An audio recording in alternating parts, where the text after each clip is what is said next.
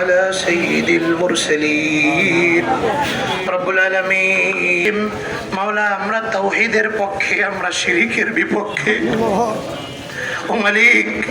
তোমার খলিল ইব্রাহিম আলাইহিস সালাতু ওয়াস সালাম যেভাবে শিরকের বিরুদ্ধে মাওলা আন্দোলন করে আগুনে ঝাঁপ দিয়েছিল আমরা সেই খলিলের সন্তান ও মালিক আমরাও শিরকের মূলোৎপাটন করে শিরকের জন্য যদি শাহাদাত বরণ করতে হয় আমরা সেই শাহাদাতের জন্য তৈয়ার আছি মালিক ও মালিক তুমি আমাদের দিকে চেয়ে দেখো আমরা ও মালিক আমরা কাপুরুষ নই আমরা আজকে রাজপথে দাঁড়িয়েছি আমরা শিরকের বিপক্ষে ও মালিক আমরা আজকে ঐক্যবদ্ধ হয়েছি ও মালিক তুমি আমাদের এই মেহনতকে মাওলা আমাদের এই ইরাদাকে তুমি কবুল আর মঞ্জুর করে নাও আয় রব্বে করিম মাওলা যে বহির শত্রু আমাদের দেশের স্বাধীনতা সার্বভৌমত্বের উপরে চোখ তুলেছে ও মালিক তাদের সেই ষড়যন্ত্রকে তাদের বিরুদ্ধে তুমি কাজে লাগাও যারা আমাদের দেশের স্বাধীনতা সার্বভৌমত্বকে ধ্বংস করতে চায় তাদের দেশের স্বাধীনতাকে তুমি ধ্বংস করে দাও আয় রব্বে করিম যারা আমাদের রংপুর বিভাগকে বিচ্ছিন্ন করতে চায়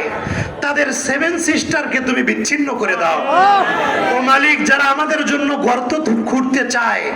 তাদের জন্য সেই গর্তে তাদেরকে তুমি ফেলে দাও ও মালিক যারা ভারতের মুসলমানদেরকে তাদের ভিটামাটি থেকে বিতাড়িত করে আমাদের দেশে পাঠাতে চায় ও মালিক এই পৃথিবী থেকে তুমি মানুষকে যে হায়াত দিয়েছো যে হায়াত নামক ভিসা দিয়েছো মাওলায়ে করিম তাদের সেই হায়াত নামক ভিসা তুমি ক্যান্সেল করে দাও আয় রব্বে করিম মুসলমানরা কোনো অস্ত্রের জোরে মাওলা কোনো সংখ্যাধিক্যের জোরে কোনোদিন লড়াই করে নাই এই বাংলার ইতিহাস ও মালিক 17 জন মাওলা ইখতিয়ার উদ্দিন মোহাম্মদ বখতিয়ার খলজির নেতৃত্বে 17 জন মুজাহিদ এই বাংলাকে যেভাবে বিজয় করেছিল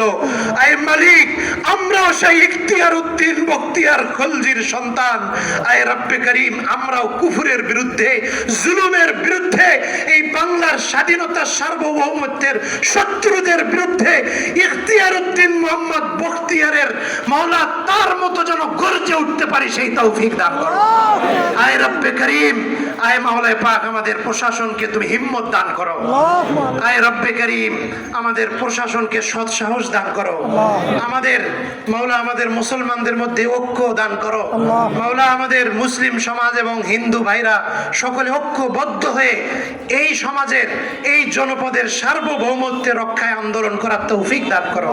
আয় মাওলায়ে পাক মাওলা আজকের এই আন্দোলনকে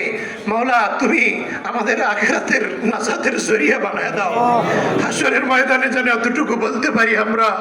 মালিক আমরা বেশি কিছু করতে পারি নাই ও মালিক আমরা শিরকের বিরুদ্ধে শিরকের সংস্কৃতি যারা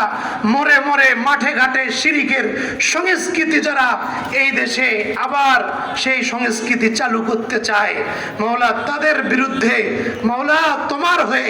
তাওহীদের ঝান্ডা নিয়ে আমরা রাস্তায় দাঁড়িয়েছিলাম এই উসিলায় তুমি আমাদেরকে মাফ করে দাও আয় রব্বে করিম আমাদের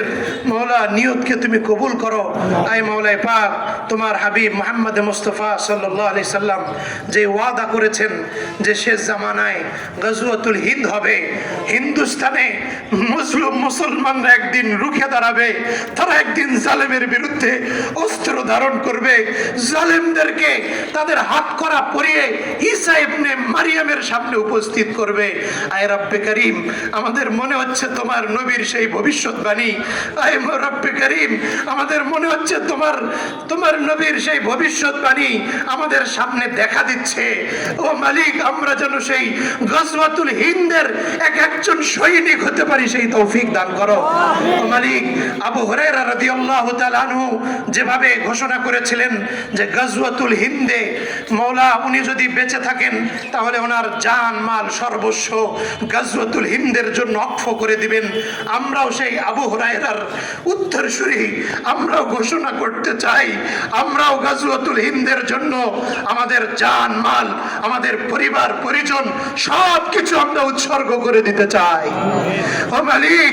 গজওয়াতুল হিন্দে যারা অংশগ্রহণ করবে তাদের জন্য তোমার নবী তোমার নবী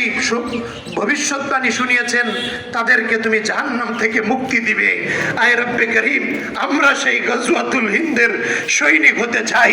আমরা সেই জাহান্নাম থেকে মুক্তি পেতে চাই। ও মালিক, আমাদের সকলের মনের সেই আশা তুমি পুরা করে দাও।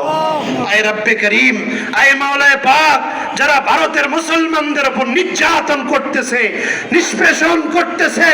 আয় রব্বে করিম, ভারতের মুসলমানদেরকে গর্জে ওঠার তৌফিক দান করো। আমরা আমাদের ভাইদের পাশে গিয়ে দাঁড়াতে চাই, সেই তৌফিক আমাদেরকে তুমি দান করো।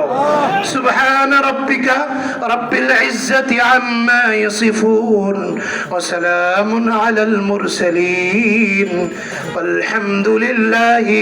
রাব্বিল আলামিন। আমিন।